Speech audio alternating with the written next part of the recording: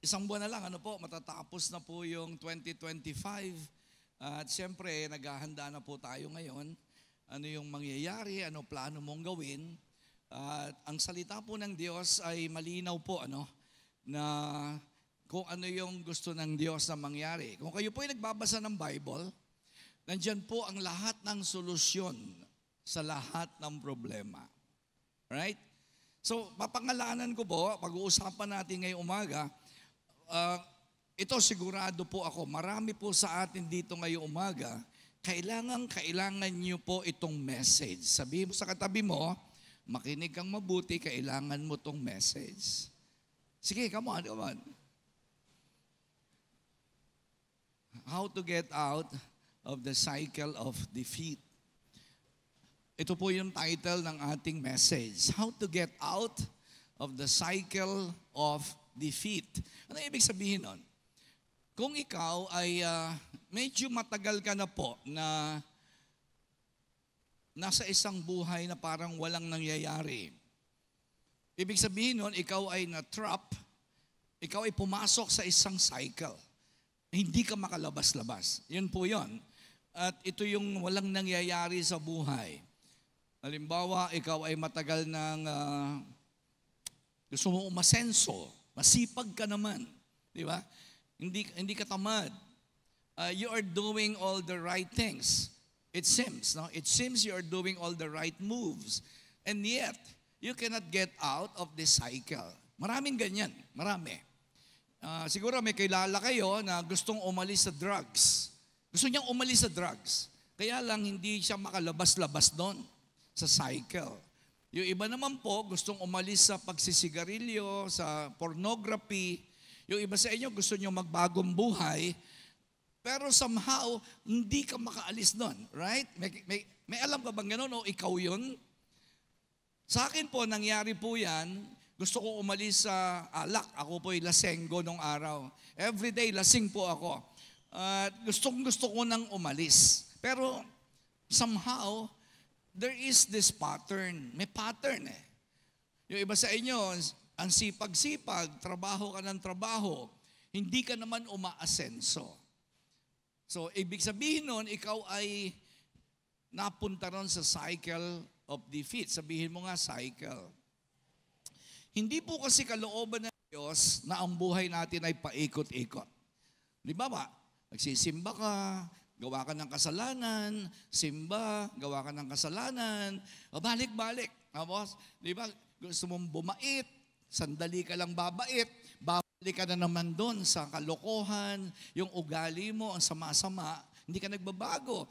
Palamura ka pa rin. Gusto mong umalis sa pagmumura. Gusto mong umalis sa sexual immorality. Di ba? Yung iba po sa inyo ay sumisiping sa hindi niya asawa. Pero gusto mong umalis doon. Kaya lang, ang hirap, tama? Naranasan ko po kasi yan eh. Naranasan ko yan. Naninigarilyo ko. 20 years ako naninigarilyo everyday. Gusto ko nang umalis. Nagkakasakit na ako. Kaya lang hindi ako makaalis nun. Sa paikot-ikot. Ang sabi ng Bible, ang buhay natin ay hindi dapat gano'n. Ang buhay natin ay from point to point. No? Pupunta ka, galing ka rito, mahirap ka, nandito ka, mahirap ha. Pupunta ka ron sa kasaganaan. Linear yon. Sabihin mo nga, linear.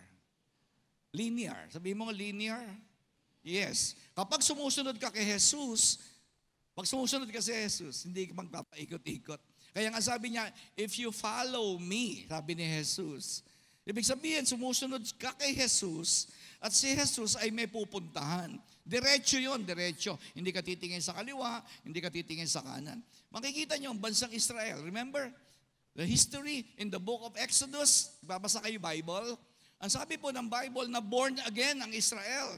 Na born again, pinalaya sa demonyuhan, pinalaya sa Diyos-Diyosan, pinalaya sa pagkakaalipin ng paraon. And by the way, ang pero sa Old Testament is a picture of the devil. Okay? Pag nagbabasa kayo ng Bible, ang paraon, yung hari ng Egypt, siya po ay larawan ni Satanas. At ang buong Israel ay hawak po ni Satanas. Na born again po sila. Bakit? Dumating yung tagapagligtas. Sino yung tagapagligtas? Si Moses. In the same way ngayon, dumating si Jesus.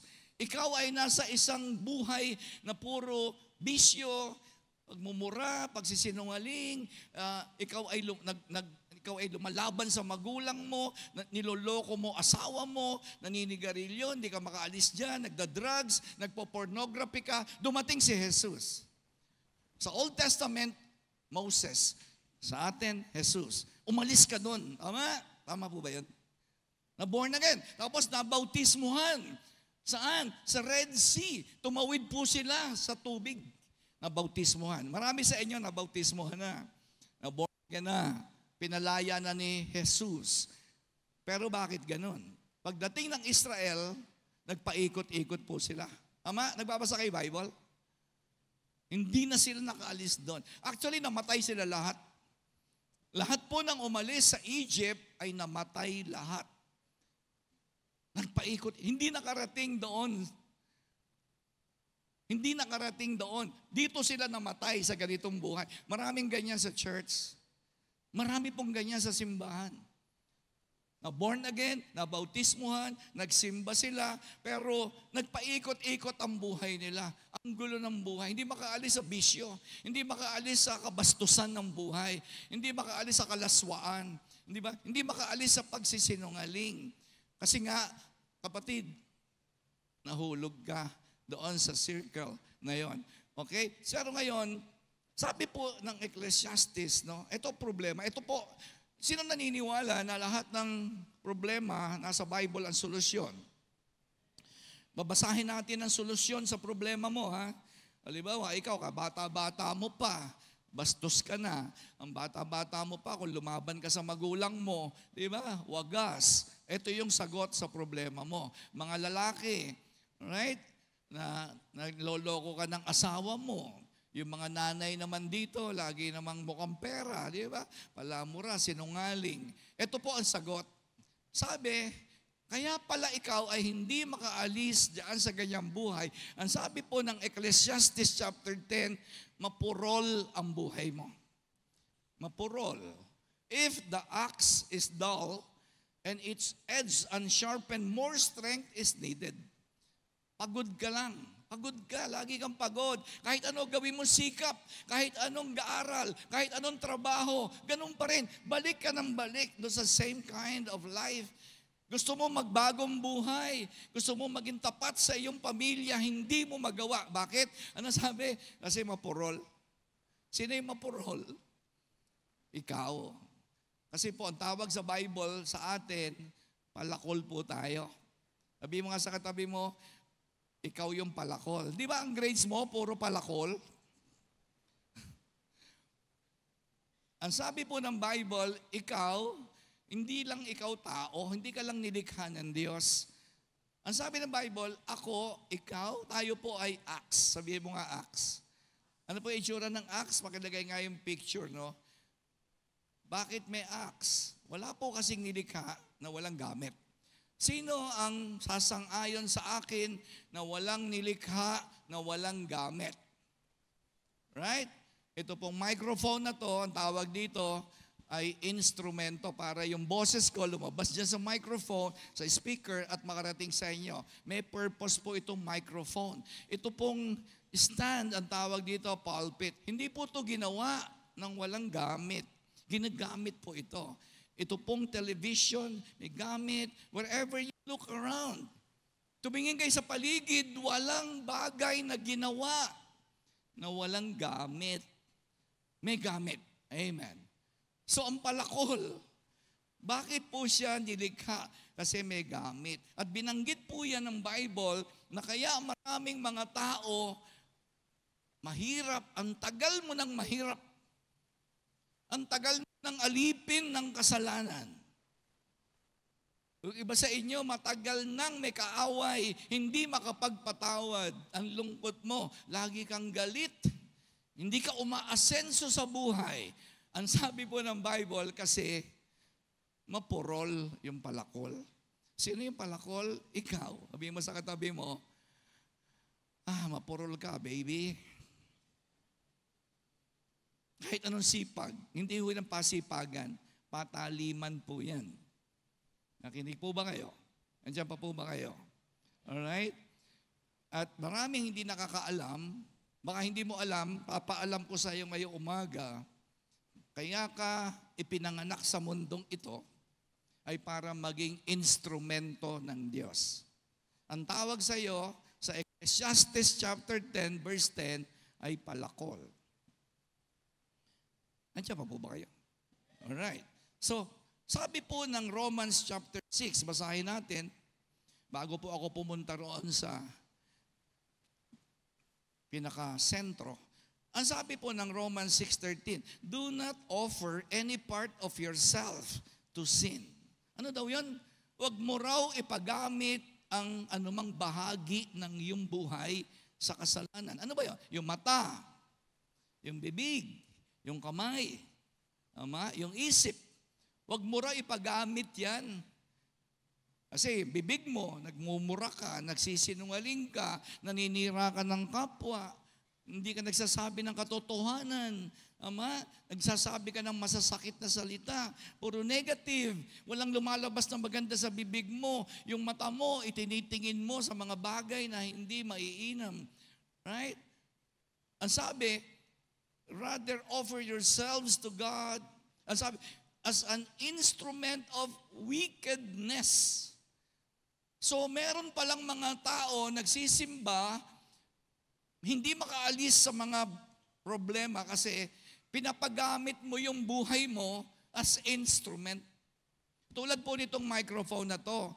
Hindi po natin to ipapagamit sa karaoke, videoke, sa mga inuman, di ba? Yung nagiinuman right? Siyempre gagamit sila ng videoke, magkakantahan sila. Ito po hindi pwede. Kasi ito po ay instrument ng Diyos sa church. Nandiyan pa po ba kayo? Marami po na nasa loob ng simbahan, kaya hindi ka makaalis sa hirap, hindi ka makaalis sa sakit, hindi ka iwanan ng gulo, wala kang kapayapaan, kasi ginagamit mo yung iyong bahagi na instrument ng kasalbahihan. Yung bibig mo, di ba? Ang sama na lumalabas. Yung isip mo, ang sama nang iniisip mo lagi sa kapwa mo. Right? Wala ka iniisip na maganda, puro pangit. Ano sabi ng Bible? Pupurol ka talaga. Mapurol yan, mapurol. Paikot-ikot buhay mo. Ang sabi, rather offer yourselves to God as those who have been brought from death to life. Bakit ka binayaran ng Diyos? Bakit ikaw ay dinala mula kamatayan hanggang sa buhay? Bakit? And offer every part of yourself to Him as an instrument of righteousness. Yan yung matatalim.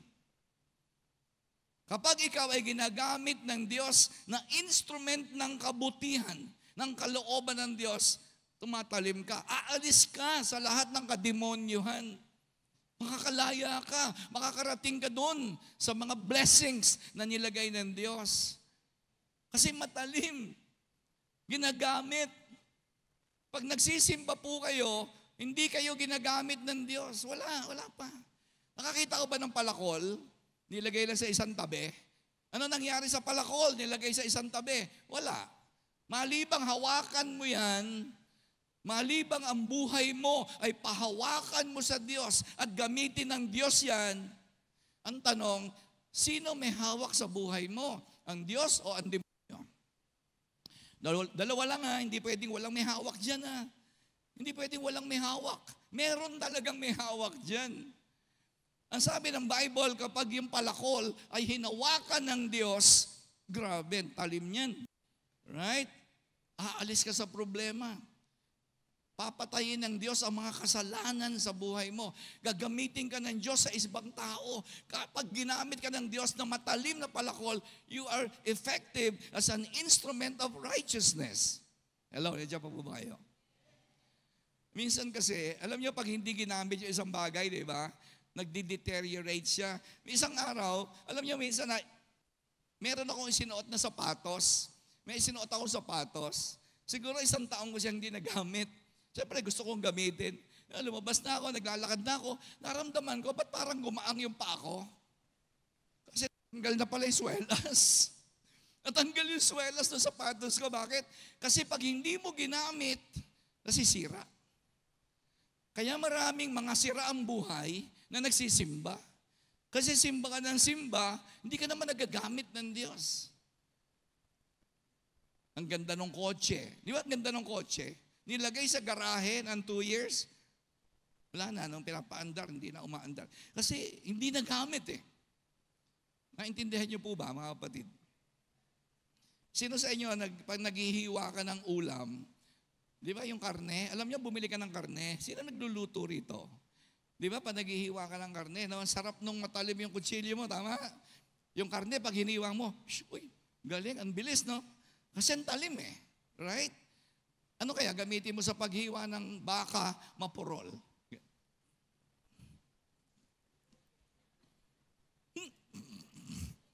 Di ba? Kakakonsume, no? Kasi mapurol eh. Kaya ka laging konsumido kasi mapurol ka. Right? Kaya maraming makikita mo sa loob ng simbahan, laging gigil, laging galit, laging mainit ang ulo, laging malungkot. Kasi mapurol yan.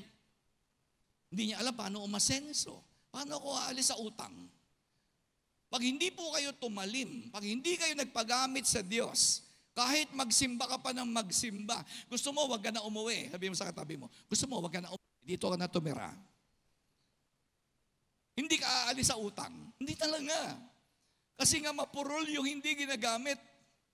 Pag hindi ka nagamit ng Diyos, pupurol ka. Kakalawangin kayo. Andiyan pa po ba kayo? Kaya maraming nasa loob ng simbahan, grabe, hindi na makagalaw. Di ba, sa praise and worship pa lang, may kalawang na. Nakikita ko, natatawa ko sa iba sa inyo rito. Nakikita ko yung praise and worship leader natin, ang gigigil na eh. Sabi ng mga umaawit dito, purihin natin ang Diyos. Oh, sabi mo. Taas natin ang ating kamay. Bakit? Ba't di mo makita? May kalawang. Sabihin mo, puro kalawang ka na, kapatid. Magpahasa ka naman. Hindi, totoo po yun. Totoo yun. Di ba? Kaya kita mo, yung singer natin dito, ganito nakalaki yung lited, doon, purit. Tapos sasabihin mo pa, si Renz sintonado. Hindi sintonado si Renz, mapurol ka lang. Kahit totoo na, sintonado na. Sige. Okay. Payag na akong sintonado. Pero ba't hindi ka makakanta? Mapurol ka na, kapatid. Kasi kung anong kalokohan pinagagagawa mo mula Lunes hanggang Sabado eh. Tapos magsisimba ka. Ulitin ko ha. Ano ginawa mo mula Lunes hanggang Sabado? Ginamit ka ba ng Diyos? Hindi, tama? So hindi ka ginamit ng Diyos, andyan ka lang. Tapos pupunta ka ng simbahan ng linggo. Ay, Diyos ko po, hindi ka makapagtaas ng kamay. Hindi ka makakanta. Hindi mo ma-feel. Why? Puro kalawang ka na kasi. Kaya pinipilit mo, kahit pilitin mo, napapagod ka lang. Totoo po yun. Totoo po yun. Ang trabaho ni Satanas ay gawin kang mapurol. Ang trabaho po, ulitin ko, makinig po kayo ha. Ang trabaho ng demonyo ay gawin kang mapurol. Ano ibig sabihin nun? Ineffective. Kahit mataas ang pinag-aralan mo, ineffective ka. Kahit mataas ang IQ mo, ineffective ka. Kahit ang sipag-sipag mo, ineffective ka. Kahit ano gawin mo sa buhay. Sabi ng Bible, kapag mapurol ang isang Kristiyano, lagi siyang pagod. Madaling ma-discourage. Alam niyo ba yon? Bakit madaling ma-discourage? Ako po, 30 taon na akong pastor. Pag hindi kayo tumalim, isang araw hindi na kayo magsisimba. Hindi, totoo po yan. Alam niyo ba na dito sa church natin, hindi ko na mabilang yung tumigil sa paglilingkod. Hindi ko na mabilang. Bakit? Masama ba silang tao? Hindi. Gumawa ba sila ng kasalanan? Hindi. Bakit tumigil? Kasi nga pumurol. Kasi pag mapurol ka, mapapagod ka sa kasisimba. Kasi pinipilit mo na lang magsimba eh. Hindi ka naman napapalapit sa Diyos. Kasi nga hindi ka ginagamit ng Diyos. Ang ginawa mo lang, magtrabaho, pakainin ng pamilya mo, mag-ipon ng pera, mag-aral, matulog, kumain, manood ng TV, mamasyal. Right? Ano gagawin sa'yo nun? Gagawin kang mapurol. Para tumalim ka, sasabihin mo kay Lord, Lord, gamitin mo po ako. Yun ang pampatalim. Nandiyan pa po ba kayo? Isang araw, siyempre ayoko naman. Kung ako tatanungin nyo, siyempre ayoko. Pero isang araw, hindi ka na magsisimba. Siyempre, may mga bagong papalit sa'yo, tama? Papalitan ka naman ng Diyos eh. Pag tumigil ka na magsimba, may ipapalit naman ng Diyos. Bakit nga nawawala ang tao sa simbahan? Hindi naman sila na gumagawa ng kasalanan. Kasi nga po, kinalawang. Pag kinalawang po kayo, hindi ka na excited na awitan ng Diyos. Actually, hindi ka na nga excited magbasa ng Bible eh. Wala na, kasi nga may kalawang ka na. Kasi nga po, ang sabi ng Bible, kapag ikaw ay hindi nagagamit ng Diyos, pupurol ka talaga. Andiyan pa po ba kayo, mga kapatid? Okay? Kaya, bago natin umpisahan ng 2026, ako po, ito sigurado po ako Hindi po ako nagyayabang, pero makinig po kayo hindi ako nagyayabang Sigurado po ako, magpasok ng 2026, alright? Sigurado, mas matalim ako kaysa ngayon. Bakit? Ginagamit po ako ng Diyos Alam ka naman ginagamit ka, pupurol ka. Di ba? Sa palagay mo, yung kutsilyo, ginagamit mo, pupurol? Hindi. Pero subukan mo yung kutsilyo, ilagay mo sa isang tabi, pupurol yan. Kaya marami, pagpasok ng 2026, dami na naman problema niya, puro pera na naman ang problema niya. Di ba? Puro boyfriend ang problema niya, puro makatapos lang ng pag-aaral. Puro yun ang magiging problema mo, yung mga walang kakwenta-kwentang problema. Samantalang yung pinoproblema ng Diyos, hindi mo kasi pinoproblema yan. Alam mo, kapag ikaw, hindi ka tumatalim, yung plano ng Diyos, wala kang pakialam dyan. Alam mo yon? Kaya hindi ka na nga magsisimba kasi nga, simba ng simba, nakakapagod, basa ng Bible, nakakapagod. Bakit mo nararamdaman yun? Kasi hindi ka nga nagagamit ng Diyos. Ang ginawa mo lang, puro simba, puro simba, puro simba. Wala po yon. Mapapagod kayo. Amen. Amen. Subukan mo, sabihin mo, Panginoon, hawakan mo ko, gamitin mo ko. Ay, Diyos ko po. Sigurado, pagpasok ng 2026, at patalim ka ng patalim, ng patalim, ng patalim. Sa palagay mo, hindi magbabago ang buhay mo. Imposible. Kahit ano gawin ng demonyo, wala siyang magagawa. Mangyayari pa rin ang plano ng Diyos. Yung pinakamabuti. What is pleasing, what is good, and what is perfect plan of God. Yun ang mangyayari. Walang makakapigil doon. Sabi mo sa katabi mo, sana kapatid, sabi mo sa katabi mo, magtanggal ka na tayo ng kalawang Magtatanggal na tayo ng kalawang. Sino ready magtanggal na ng kalawang ngayon? Ayun, alright? Kasi to defeat the cycle of defeat, alright? To get out of the cycle of defeat, you have to be sharp. Huwag mo sipagan, magpakatalim ka. Maganda yung masipag, okay? Don't get me wrong. Hindi ko sinasabing huwag kang magsipag. Pero pag nagsipag ka lang, pero mapurol ka, mapapagod ka lang. Puro trabaho, puro aral, ako nakakapagod. To get out of the cycle of defeat, you have to be sharp. Kahit hindi mataas ang grade mo sa eskwelahan, okay lang kung mataas. Wala namang problema yun. Yung iba kasi mga estudyante, akala nila pag mataas ang grade nila sa eskwelahan, magtatagumpay sila. Diyos ko po, saan mo natutuhan yun? Sino nagturo sa iyo ng kalokohan na yun? Na pag mataas ang grade mo sa eskwelahan, magtatagumpay ka. May konting tulong lang yun. Siyempre naman, hindi naman masama yun Yung iba, ang sipag, hindi na nga nagsisimba yung iba Ano ginagawa ng iba? Magtatrabaho kahit linggo. Akala nila, magkakapera sila. Nakaalis ka ba sa hirap? Hindi pa rin. So ngayon, ito po yung pinag-uusapan natin. How to start sharp and stay sharp. Are you following? Nasusundan niyo po ba ko? Alam niyo, ito totoo. Ito po totoo Hindi mahirap magpatalim. Hindi mahirap. Hindi talaga mahirap. Sabihin ko sa inyo, kung ano-ano, para tumalim kayo. Pero ito problema. Paano ka mananatiling matalim? Yun ang malaking problema. Alright, ulitin ko po.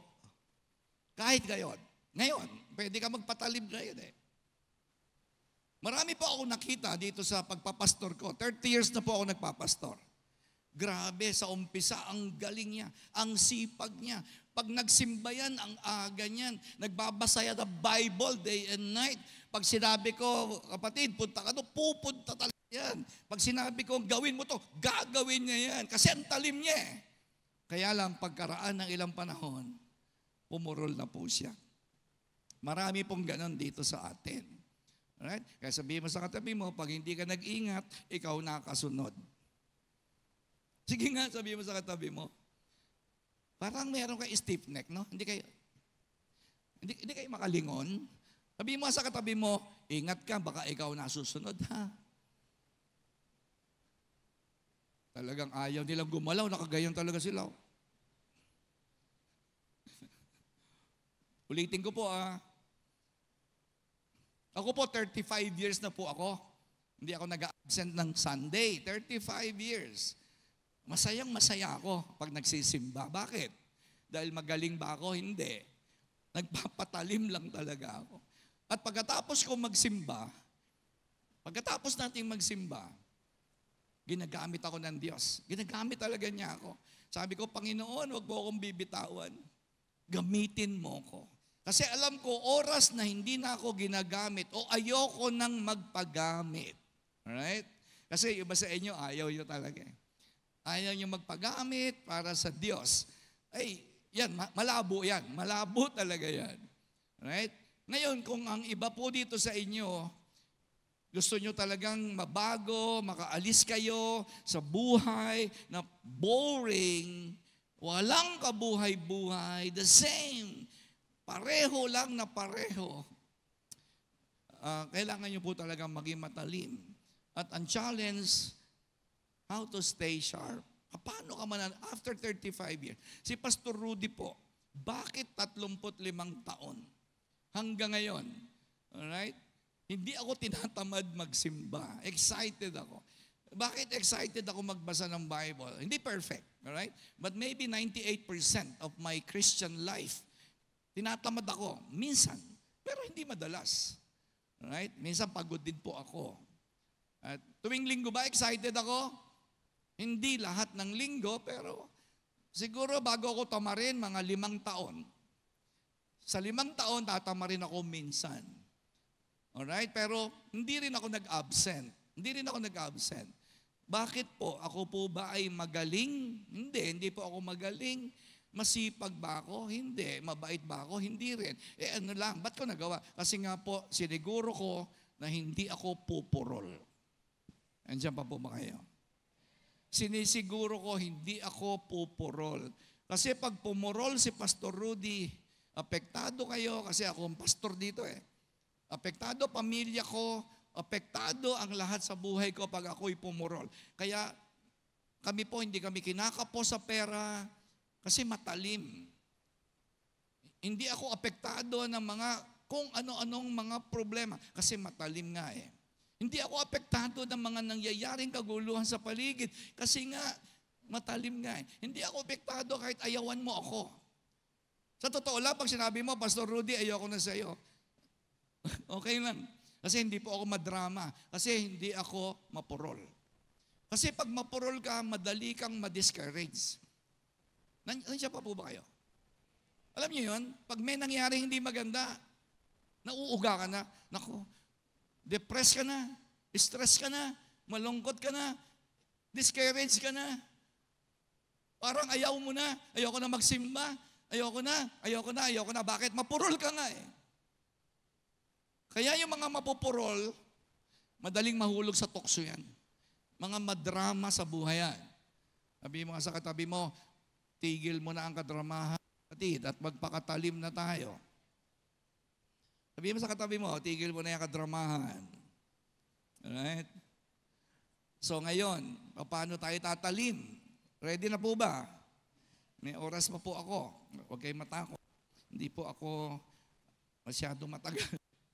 Matagal lang, hindi masyado. Number one.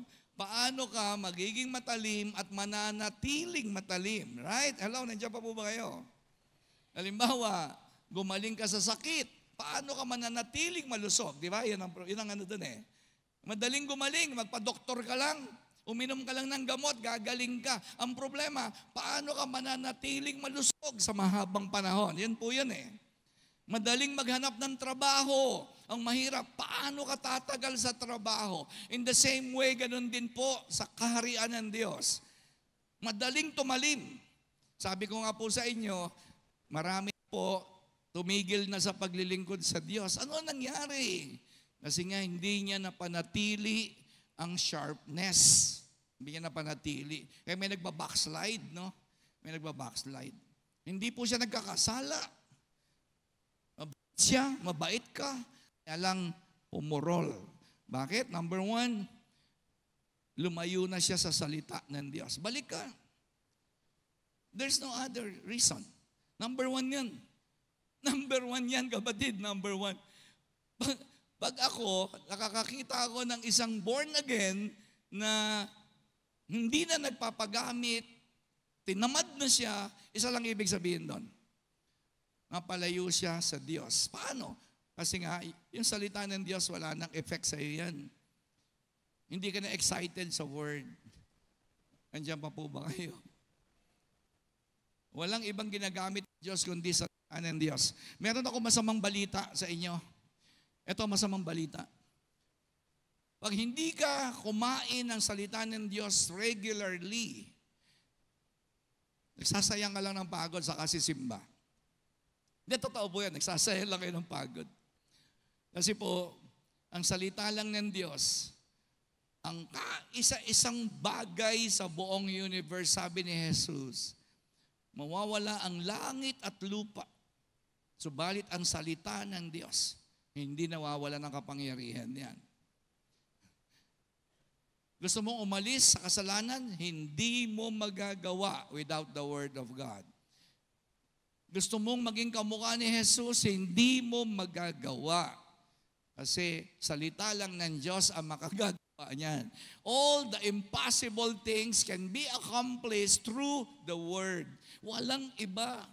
Kapag may gustong gawin ang Diyos na matinding himala sa buhay mo, salita lang niya ang ginagamit niya. Kaya mismo si Virgin Mary, kung nagbabasa po kayo ng Bible, ano sabi po ng anghel? Magbubuntis ka.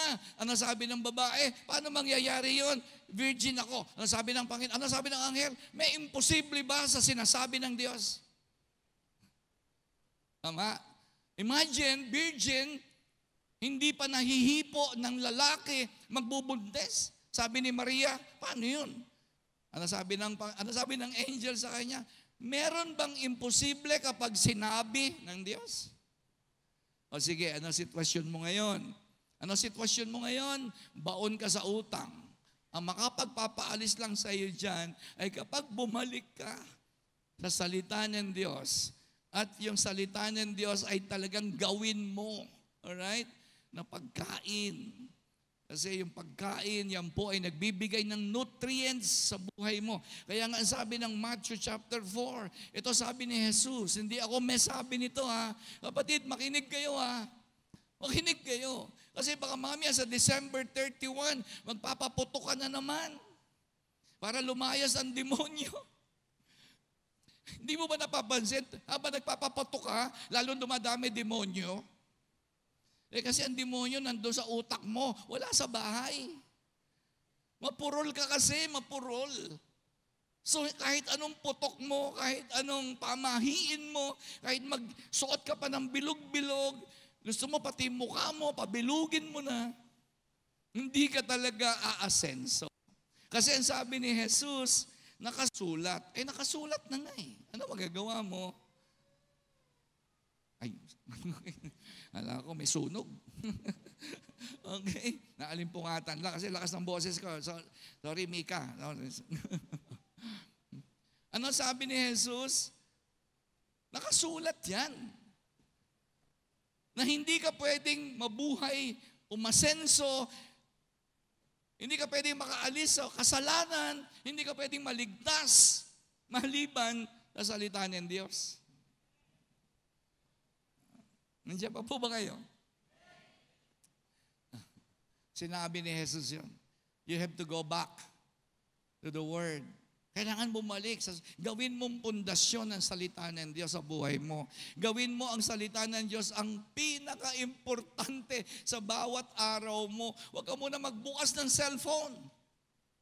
Hindi mo napansin, pag nagbukas ka ng cellphone sa umaga, umiinit agad ang ulo mo. Kasi bukas mo, nandyan yung, kailan ka magbabayad, kapatid? Naku, grabe, sira na agad ang araw mo. Sinisingil ka sa cellphone. Binuksan mo kasi cellphone mo eh. Naman nag-uumpisa pa lang ang araw, init na ng ulo mo. Bakit? Binuksan mo cellphone, hindi yung salita ng Diyos eh. Alam nyo, kapag ako po gumigising, hindi ako kakain hanggang di ako nag-aaral ang salita ng Diyos. Kasi sinabi ni Jesus Rudy, walang mangyayari sa'yo. Kapag inuna mo yung mga bagay na yan, unahin mo ang aking salita. Yun ang ibig sabihin yan. Kahit ano gawin mo, without the Word of God, all things will become impossible. Lahat ng bagay ay imposible. Imposible kang umayos, imposible kang mabago, imposible magkaroon ka ng kapayapaan, imposible mapalapit ka sa Diyos, imposible. Lahat. See, it is written. Demonyo nakaharap niya. Tama? Demonyo kaharap niya yan. Yan Matthew chapter 4. Nakaharap po kay Jesus, demonyo. Hindi problema. Hindi problema kaharap ni Jesus. Yung pinakamatindi sa lahat, si Satanas. Pero ano sabi ng Bible? Ano sabi lang ni Jesus? Oy, Satanas. Nasusulat. Sino rito yung ikaw ay it is written kind of Christian? Yung kahit wala kang pera, sabi mo, hindi, nasusulat, sandali lang to. Hindi ako pababayaan ng Diyos. Yun yung it is written. Yung kahit ano nangyayari, naku, nag-aalisan sa trabaho, nagtatanggalan sa opisina, hindi, it is written, God will never forsake me. He will never leave me. Ikaw yung it is written kind of Christian. Ang kumokontrol sa'yo, hindi emosyon mo. Ang kumokontrol sa'yo, hindi yung nangyayari sa paligid. Ang kumokontrol sa'yo, hindi yung ekonomiya ng Pilipinas. Ang kumokontrol sa'yo, yung salita ng Diyos. Come on, palakpakan mo natin ang Panginoon.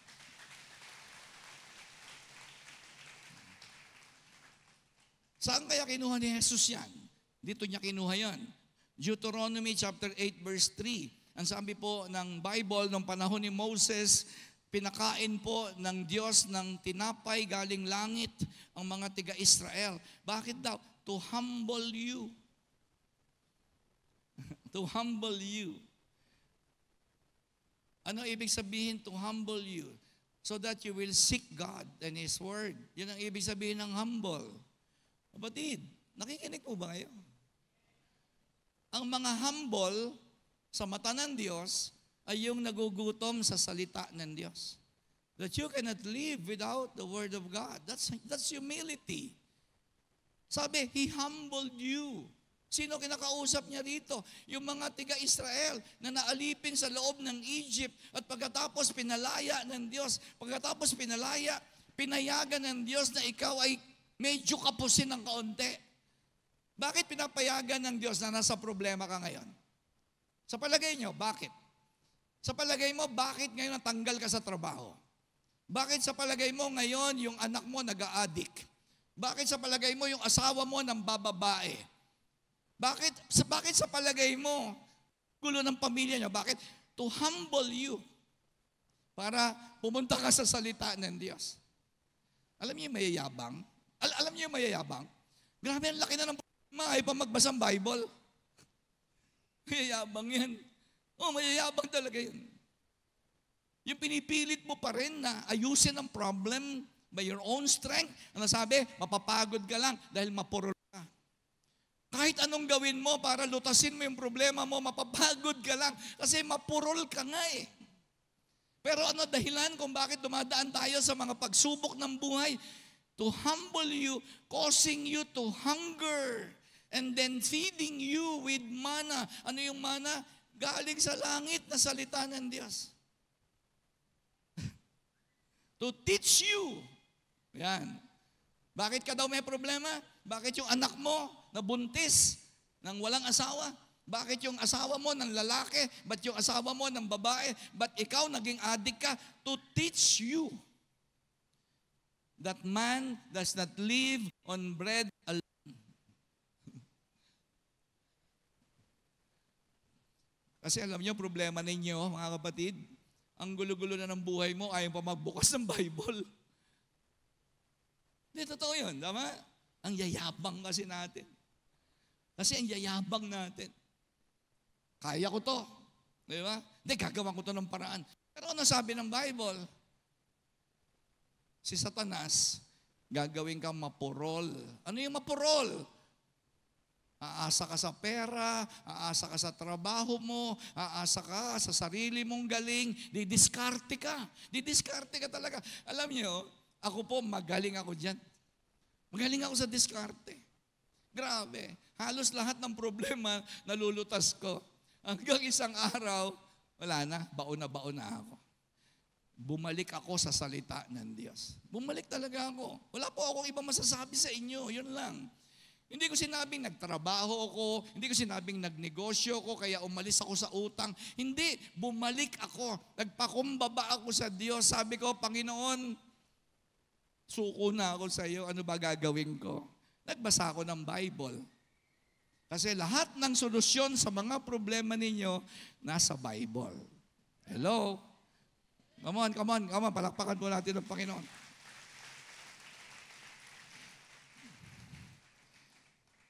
Bilis na. Anong date ba ngayon? Pag November 30 pala, mabilis ang oras, no? Meron po akong papakitang itsura ng artista. May isang artista po na nakuha po yung attention ko. Ito pong artista na to ay lumabas po sa pelikula. Yan po yung kanyang papel na ginampanan, isang sundalo. Ito pong artista na to, ang kanyang papel, yung totoong buhay, na pumatay ng 1 milyon na mga Hudyo noong 1945, di ba? Alam niyo yun? Yung mga dinala sa concentration camp, yung mga Israelita. At ito pong tao na to ay mataas ang ranggo sa army ni Hitler, ni Adolf Hitler. At siya po ang may kasalanan. Hindi ito, artista lang po yan. Ginampanan lang po niya yon. At siya po ang may dahilan na siya ang pumatay ng 1 milyon. Grabe. Meron pa bang mas didemonyo pa ron? Mas matindi pa siya sa mga kontraktor. Alright? Pumatay ng dahil sa baha, pumatay dahil sa pagnanakaw ng pera ng bayan, maraming namatay. Pero ito po, ang ginampanan po niya, ang pangalan po ng artistang yan ay si Ralph. Alright?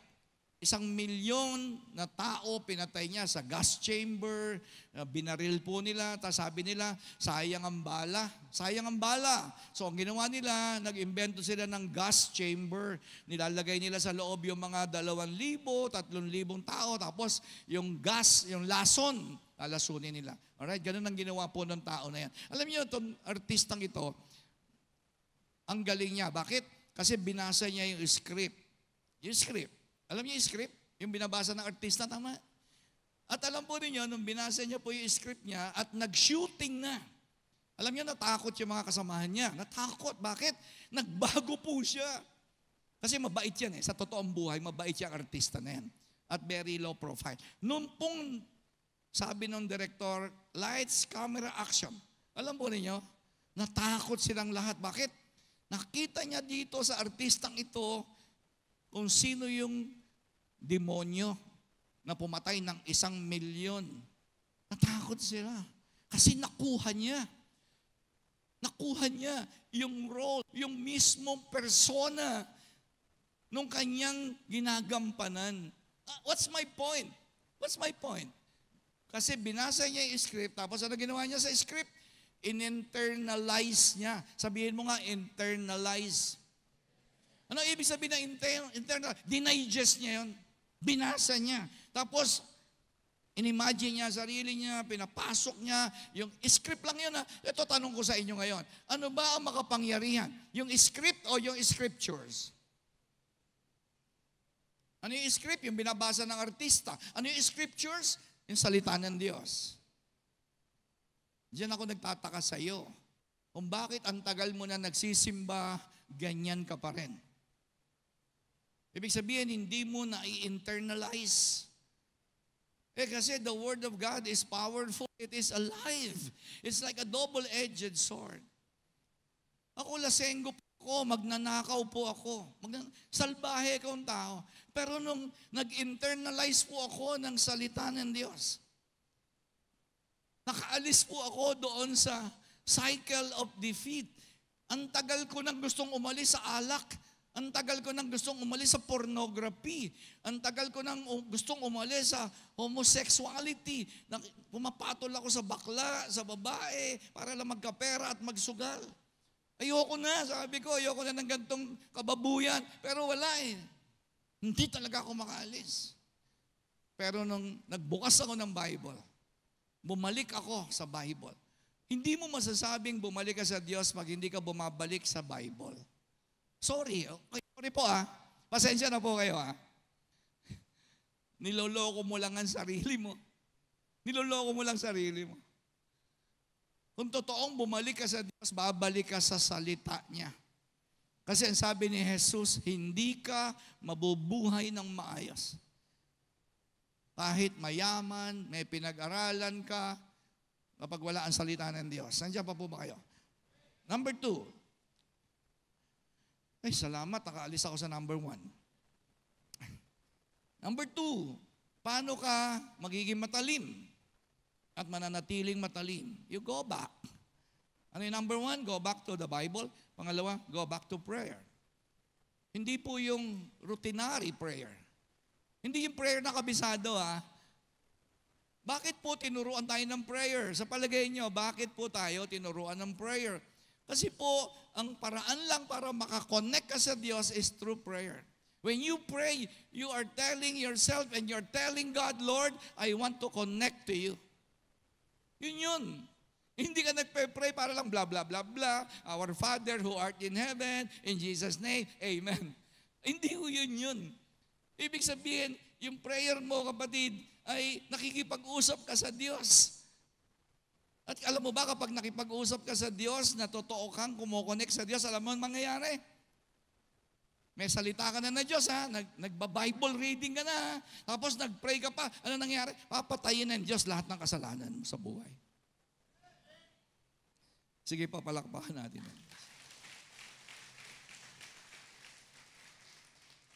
Papatayin ng Diyos ang lahat ng kasalanan mo sa buhay.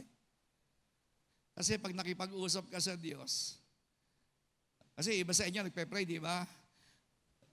Ang prayer niyo, Panginoon, pagpalain mo Pilipinas, Panginoon, pagpalain mo po ang ganito, ang aming presidente. Okay naman po yung prayer na yun. Pero pag totoo ka nakikipag-pray, alam mo ba, merong ganito Ako po, pag nagpe-pray ako, sasabihin sa akin ni Lord, teka muna, sige Rudy, pinagpe-pray mo si Duterte na sana makauwi na. Okay, magagalit yung mga BBM dito Sige, pinagpe-pray mo si Duterte makauwi. Pag-usapan muna natin yung ugali mo. Ganyan po ang prayer. Kapag ikaw ay kumokonek sa Diyos, sasabihin ng Diyos kung ano yung problema mo. Hindi ka nagpe-pray para, Lord, sana maligtas nanay ko. Teka muna, pinagpe-pray mo yung nanay mo maligtas, ikaw, sama na ugali mo. Ayusin muna natin yan, anak. Sige, usap muna. Yun po ang prayer. Doon ka nababago. Hindi yung Lord, i-bless mo po, nabotas, maborn. Hindi naman, masama yun. Hindi masama yun. Pero sasabihin sa inyo ng Diyos, gusto mong mabago, nabotas, ikaw nga, hindi ka nababago Ganun po ang totoong nakikipag-usap sa Diyos. Sinasabi ng Lord sa iyo kung ano ang dapat ayusin sa iyo. That's why you become sharp. Tumatalim ka kasi siya na ang nagsasabi, what's wrong with me? Hindi yung what's wrong with you. Andiyan po ba kayo? Hello? Kaya nga po, ang Panginoon, tuwing ang Panginoong Jesus, bago siya makapagpagaling ng sakit, bago siya makapagpalayas ng demonyo, bago po siya gumawa ng himala, ano ginagawa niya? He always spend time in prayer. Kumukonek muna siya sa source. Sabi niya, Ama, di ba? Ganun po siya. Alas 4 na madaling araw every day. Number three. Number three, kasi kulang na po ako ng oras. Go back. Ano yung number one? Go back to the Bible. Go back to prayer. Seryosohin niyo ang prayer, mga kapatid. Please. Parang awa niyo na. Alright? Maging mapadalanginin po kayo, sabi ni Jesus. Don't stop praying. Alam niyo kung bakit hindi ako ganong apektado ng problem? Kasi pag may dumating na masamang balita, hindi ako natatakot kasi nagpe-pray ako eh. Pag malulungkot ako, pray ako. Pag masaya ako, pray. Kapag hindi maganda I pray. Kapag merong hindi maganda, I pray. Laging ganun po ako. Lagi akong ganun. Kaya alam mo, mararamdaman mo, tumatalim ka. Bakit? Hindi ka na naapektuhan ng mga external forces. Right? Kasi you are at peace with God. Connected ka sa Diyos eh. Number three, go back to the source. The Holy Spirit.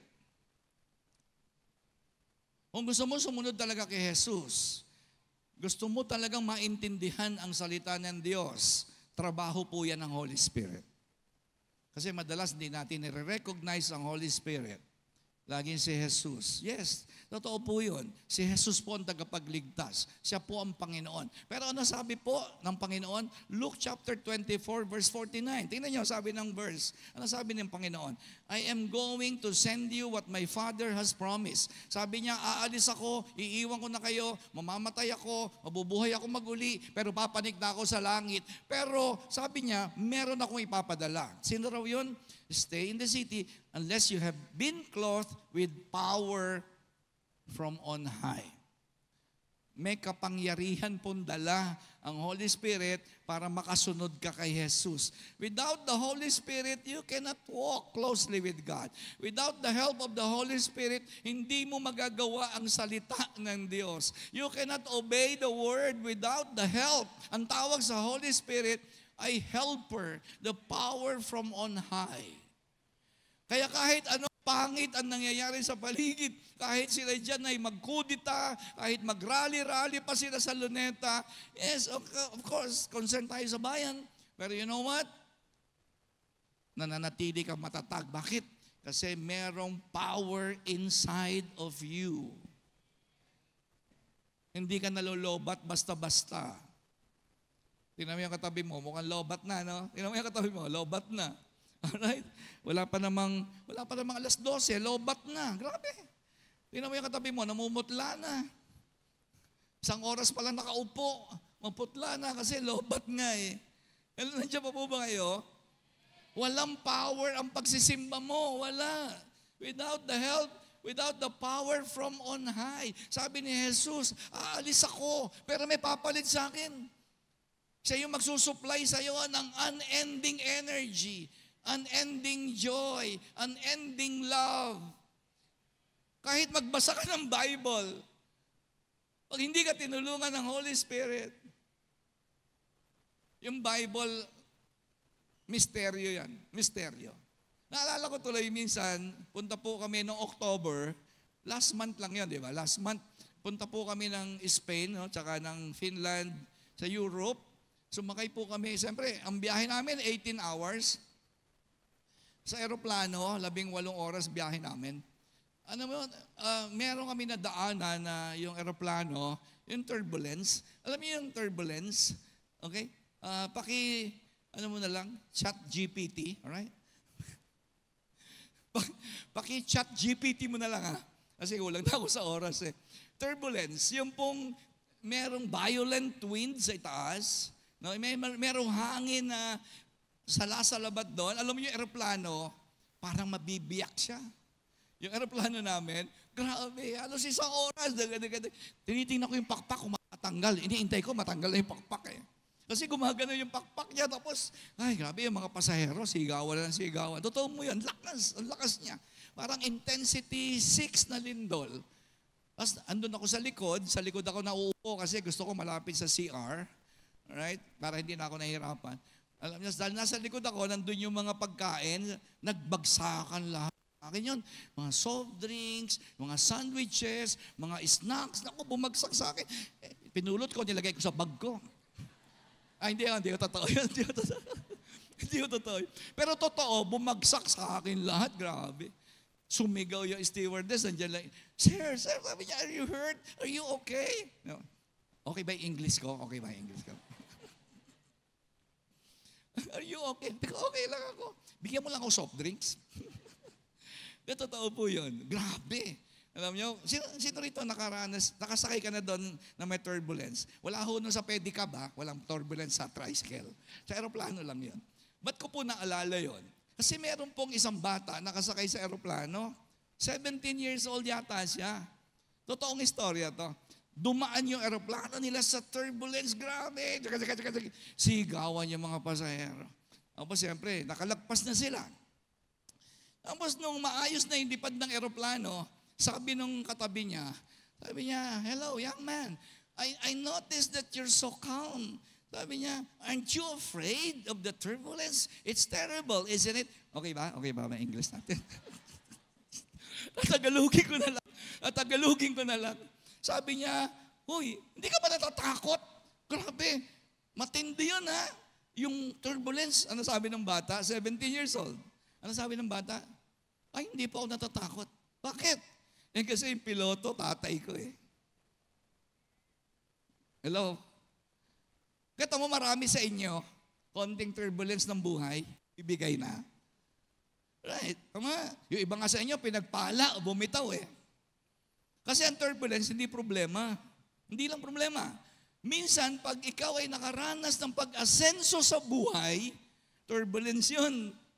Marami akong alam na nung nagkaroon ng pera, lumayo sa Diyos. Hindi nila nakayanan yung turbulence of blessings. Yung iba naman, meron naging problema sa relation. Ganyan ba kayo? Ng kapitan ng buhay mo, yung piloto? Sino ba nagpapalipad sino ba ang piloto ng iyong buhay? Eh yung bata, kaya wala siyang katakot. Hindi, ewan ko sa inyo ha, hindi ko alam sa inyo. Pero ako po, madalas akong sumakay ng eroplano. Grabe po yung turbulence. Yung isang beses na ospital yung kasama namin sa eroplano. Kasi hindi siya naka-seatbelt. Nung nagka-turbulence, tumama po siya doon sa kisame. Ospital po siya. Totoo, hindi biro. Ang mga tao, ako nga, napadasal na ako eh. Bagay na, Maria, ako puno ka ng grasya. Santa Maria, San Pedro. Hindi po talaga kasi pakiramdam nyo, mababali yung eroplano. Ito ngayon ang tanong ko. Ganyan ba kayo ng piloto ng buhay natin? Eh bakit lagi kang nervyos? Bakit lagi kang galit? Ba't lagi kang takot? Ba't lagi kang tinatamad? Bakit lagi kang nangihinayang? Hindi ka makapagbigay ng oras mo sa Diyos? Wala ka bang tiwala sa piloto ng buhay mo? Kontento ka na lang ba sa pagganyan-ganyan? Na paikot-ikot lang ang buhay mo? Kasi pag ang piloto ng buhay mo ay si Jesus, yung paikot-ikot na yan, didiretso yan eh. Hindi ka pwedeng ganyan, didiretso ang buhay mo at aalis ka dun sa paikot-ikot na buhay. Hello? Andiyan pa po ba kayo? Yung piloto ba, tatay mo, is your Father in heaven your pilot in the life that you're riding on? Pag hindi ako magtataka. Hindi ganun ang relasyon mo sa Diyos. Nervyusin ka talaga sa buhay na ito. Magagalit ka, hindi ka kakayaning magpatawad sa mga magkasala sa iyo. Gaganti ka, magmumura ka, malulungkot ka, magbibigti ka. Kaya nga may nagbibigti. Di ba 19 years old, nagbigti? Ano yun? Bakit ganun? Eh kasi nga po, nawala na siya ng pag-asa sa buhay kasi hindi niya kilala yung piloto eh. And lastly, panghuli, paano ka aalis sa paikot-ikot na buhay? Nandiyan pa po ba kayo? May oras pa po ako. Huwag kayong mag-alala. Hindi pa ako nag-overtime, ha? Right. Hindi pa po ako nag-overtime. May oras pa po ako. Go back to fellowship with other believers. Ito po, tinuturo ng Bible. Dito po sa dulos, alam nyo dito po sa dulos, makinig po kayo, ha?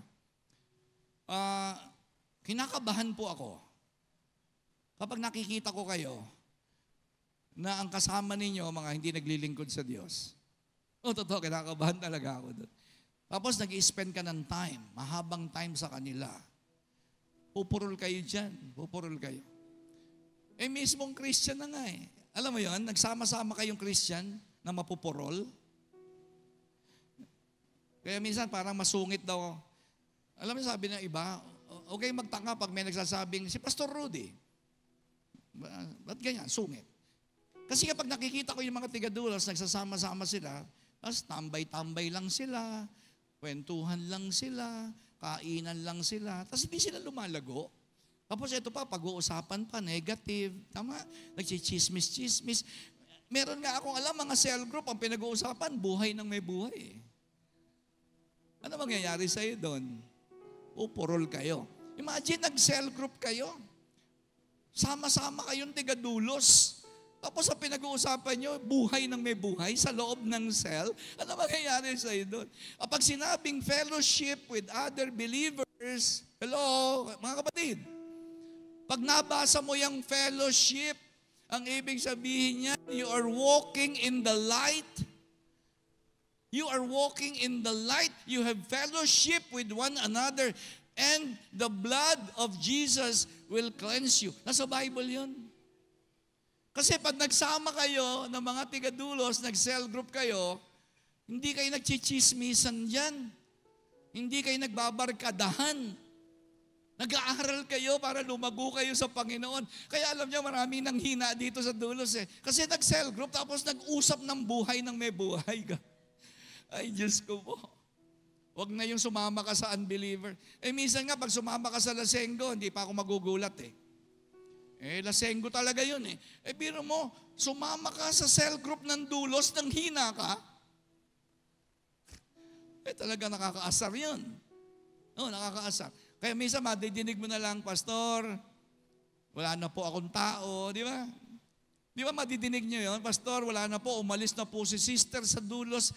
Ano nangyari? Ba't umalis sa dulos? Kasi nga, umattend ba naman ng cell group? Walang ginawa, hindi nag-fellowship. Alam niyo yung fellowship, ulitin ko yung fellowship ha. You are walking with one another in encouragement, in prayer, in the study of the Word. At ano sabi ng Bible? And the blood of Jesus will cleanse you.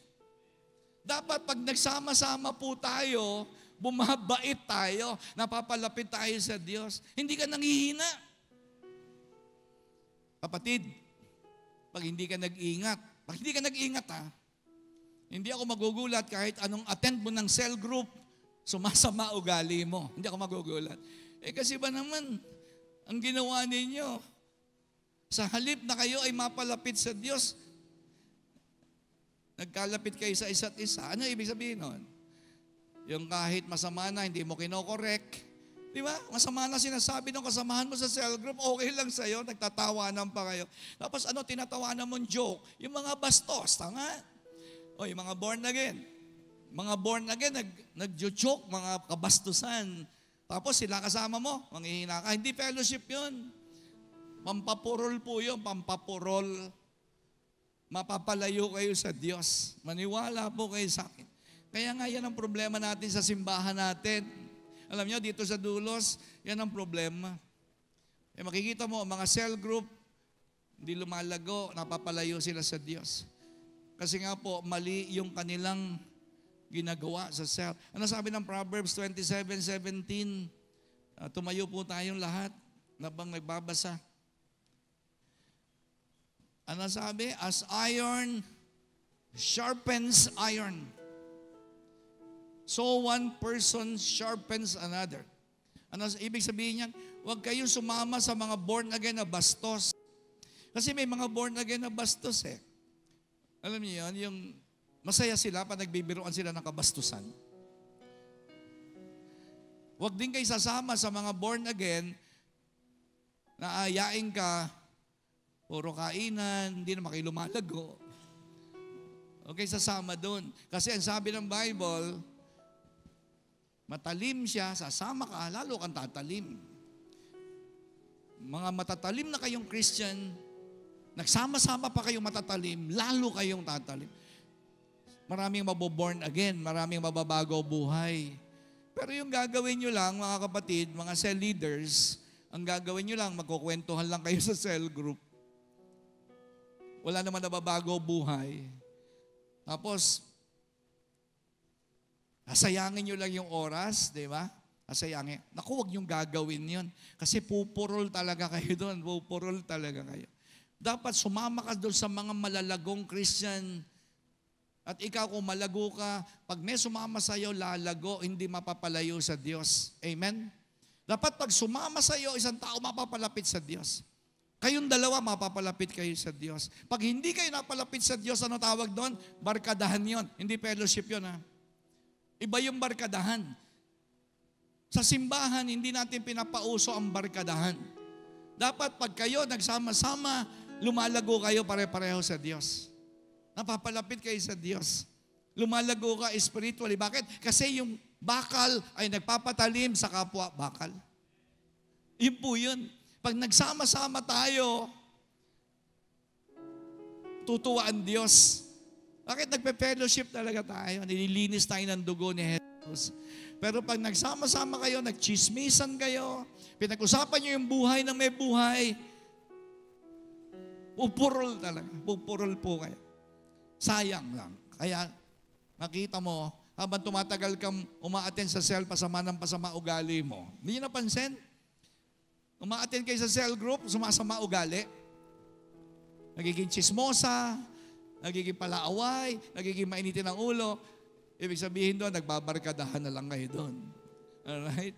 Kaya sabihin mo sa katabi mo, sumama ka sa akin para mapabuti ka. Hindi mo masabi, no? Hindi masabi. Alright? Sabihin mo, kaya mo ba sabihin yun, mga lalaki?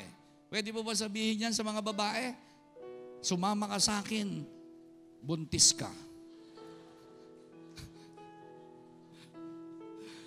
Hindi ba dapat? Pwede mong sabihin sa mga babae, pag sumama ka sa akin, mapapabuti ka. Right? Sige nga, sabihin nyo, pag sumama ka sa akin, mapapabuti ka. Alright. Andiyan ba po ba kayo? Ay, mga dalaga, huwag kayong sasama dun sa mga malulokong Christian, ha? Kasi hindi ka mapapabuti, mabubuntis ka dyan. Alright? Kaya sumama tayo sa malalagong Christian. O, sige nga, practice. Sabihin mo sa katabi mo, sumama ka sa akin, mapapabuti ka. Alright? Kakaroon ka ng asawa. Ganun ba yun? Alright, let us pray. Manalangin po tayo.